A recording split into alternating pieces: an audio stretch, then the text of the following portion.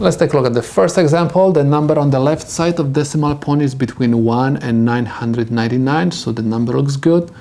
And look at the power of 10. Exponent is multiple of 3. This problem is written in engineering notation. We don't have to change anything. Let's take a look at this example. The number on the left side of decimal point is 0. We don't want to have 0 on the left side of decimal point anytime we talk about the engineering notation. For sure, we're supposed to move the decimal point to the right side. Anytime you will move the decimal point to the right side, the number is going to get bigger. Anytime number is getting bigger, exponent gets smaller.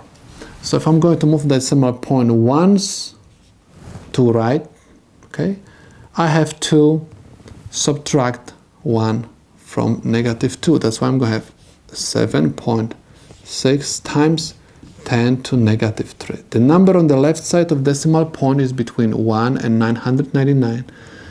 Power of 10 has exponent, which is multiple of 3. That's why this is the solution to the problem.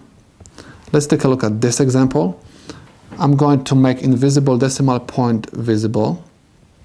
And this time, I have to look at the exponent of my power of 10 is 4. 4 is not multiple of 3. I have to look at the table, and I'm over here between 3 and 6. My number is going to get bigger for sure, because I cannot move to the left because I'm going to create 0 on the left side of decimal point. So if you are going to make the number bigger, exponent is going to get smaller. If I'm going to move my decimal point once to right, I'm going to have 90.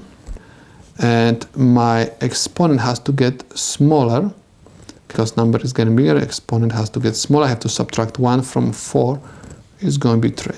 The number on the left side of decimal point is between 1 and 999. And the exponent of my power of 10 is multiple of 3. That's why this is the solution to my problem.